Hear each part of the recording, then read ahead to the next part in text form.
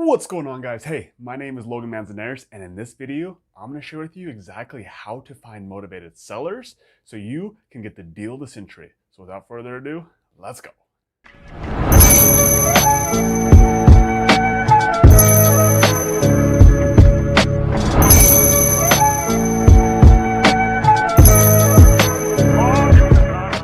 Hey guys, if you're new here, my name is Logan Manzanares. I'm a business owner, I'm a fitness professional. Me and my wife currently own over $5 million in real estate. That currently cash flows well over 6 figures every single year. And I make these videos on this channel so you can learn how you can do exactly the same to have the freedom that you want to do what you want with who you want as much as you want to do it. So without further ado, let's dive into today's video. All right guys, so what we're gonna talk about today is how to find motivated sellers. What do they look like? What do they smell like? What do they taste like, right? Let's go find a motivated seller. All right, so what is a motivated seller, right? A motivated seller is someone who wants/needs to sell their property, right? This could be because they're ready to move. This could be because they fell on hard times, or they could just be done with this property. So why is someone who's ready to move, why do they become a motivated seller? Well, because maybe they want to move to a different location and they don't want to be a landlord.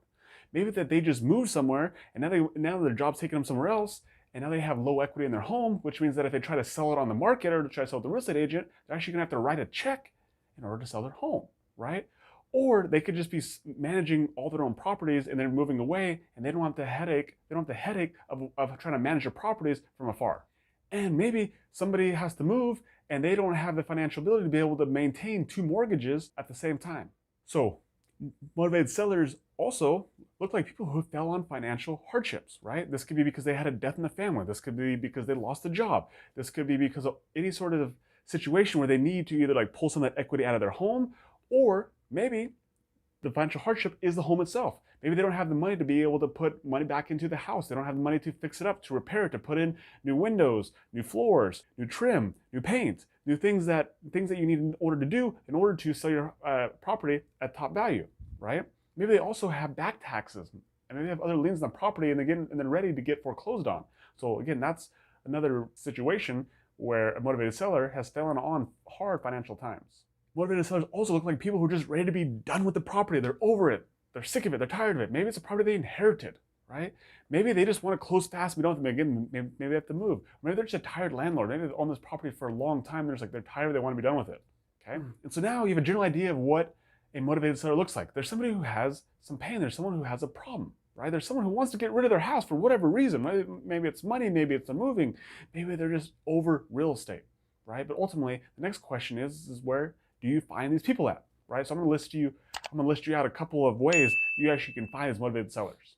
All right, the number one place you can actually look for is public records. So public records are gonna show you all sorts of different lists. So inside the real estate industry, that's what people do. They grow their businesses based on pulling this specific list, and they end up contacting people who are motivated by doing things like cold calls or texting or leaving voicemails to people who fit a certain criteria. So these certain lists that people are pulling are things like probate lists, like vacant properties, pre-foreclosures, tired landlord lists, people who owe back taxes or have liens on their properties, people who are cash buyers, right, because they have tax implications, expired listings, low equity. So these are all lists that people will pull in order to find people who are motivated, and these are all public records. So you can go down to your courthouse, you can use certain services like Batch Leads or PropStream, two services that I currently use, that I definitely recommend. You can pull this exact list. You actually can go find motivated sellers yourself, and at that point you have to choose how you reach out to them, whether you want to do calls, whether you want to do texts, whether you want to do voicemails, whether you want to send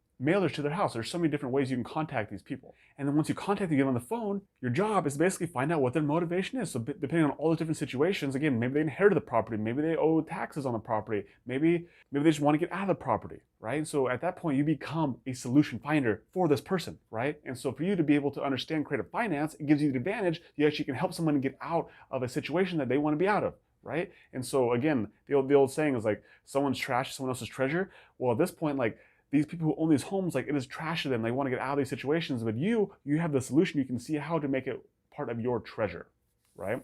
And so creative options could do something like owner financing. It could be subject to financing. It could be a fix and flip situation. It could be an novation agreement, right? You can do traditional financing. There's so many different ways. But when you understand that your job is to solve a problem, then all of a sudden you can come up with a solution that not only helps them, but also helps you at the same time.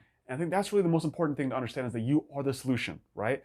Some people think of like finding motivated sellers as like you're preying on the weak. But ultimately, like, they're in that situation for a reason. They need help out of it. That's what investors do. That's what people who solve problems do, is they help other people who are in problem situations. You become a solution finder. And you know what? The bigger problems that you solve, the more you get paid for solving those problems. And so here's a really crazy fact. You know that there's right now 17 million vacant homes in America right now, sitting empty. Nobody's living in them. Nobody's using those homes. Guess what? There's 500,000 homeless people in the world right now, which means that for every vacant home, there's 34 vacant homes for every homeless person in America.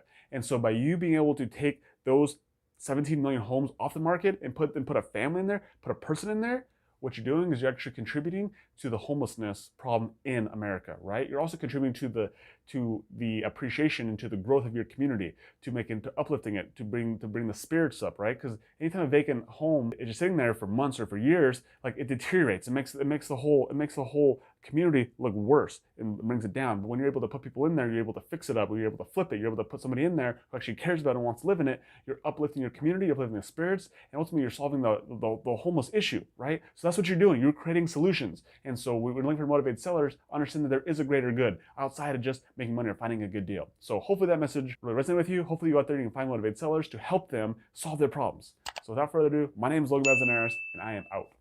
Bye.